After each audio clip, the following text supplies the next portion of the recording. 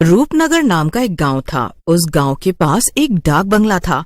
उस बंगले के आसपास से भी कोई नहीं गुजरता था, क्योंकि उस बंगले में चुड़ैलों का साया था। हर अमावस की काली रात को उस भूतिया बंगले से चुड़ैलों की बारात निकलती और गांव के किसी न किसी मर्द को उठाकर ले जाती। उस रात फिर से वही अमावस की मनहूस काली रात थी।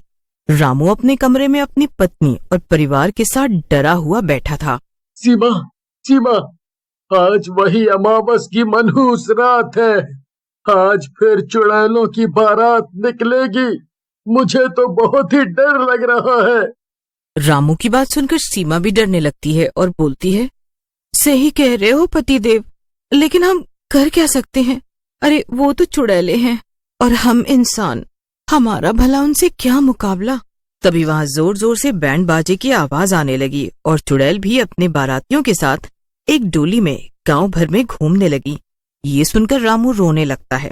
इससे पहले सीमा कुछ बोलती, उसके दरवाजे पर जोर से दस्तक होती है और अगले ही पल दरवाजा तोड़कर एक चुड़ैल अंदर आ जाती है और हंसते हुए बोलती है,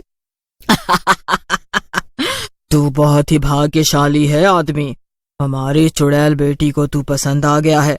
चल हमारे साथ और हमारी दुनिया के मजे ले। चुड़ैल की बात सुनकर रामू के पिता शामू बोलते हैं, चुड़ैल बेटी, चुड़ैल बेटी, मेरे बेटे को छोड़ दो। मैं तुम्हारे साथ चलता हूँ। तुम लोग जो भी बोलोगे वो मैं करूँगा, लेकिन मेरे बेटे को उसके परिवार से अलग मत करो। शामू की बात सुनकर चुड़ैल हंसने लगती है और बोलती है, शामू, तू एक पुराना नोट बन गया है। तू कहीं नहीं चल सकता। हमारी रानी को तो हर अमावस पर एक नया और जवान शिकार चाहिए होता है। तू सट बुढ़े, तू इस घर के ही काबिल है। चल हट मेरे सामने, नहीं तो बेमतलब ही मारा जाएगा। ऐसा कहकर चुड़ैल रामू को उठा लेती है और वहां से चली जाती है। रामू जोर जोर से चिल्लाते रहता है, लेकिन कोई भी उसकी बात नहीं सुनता। रामू की चीख सुनकर डोली के अंदर बैठी चुड़ैल बोलती है, चुप कर जा मनहूस, सा मर्द है तू, फिजूल में चिल्लाए चला जा रहा है।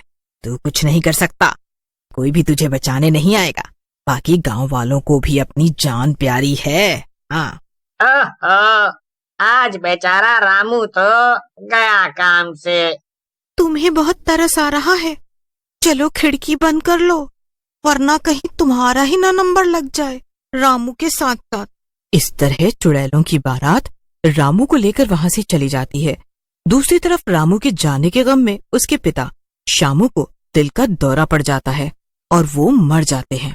अगली सुबह गांव वाले रामू के घर पर जाते हैं और सरपंच को बोलते हैं, सीमा बेटा, तुम हौसला रखो, पूरा गांव तुम्हारे साथ है।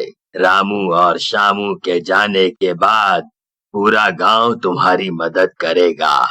तुम किसी भी बात की चिंता मत करना। लेकिन सरपंच जी, हम गांव वालों को कुछ तो करना ही होगा। हर अमावस को वो चुड़ैलें बारात लेकर आती हैं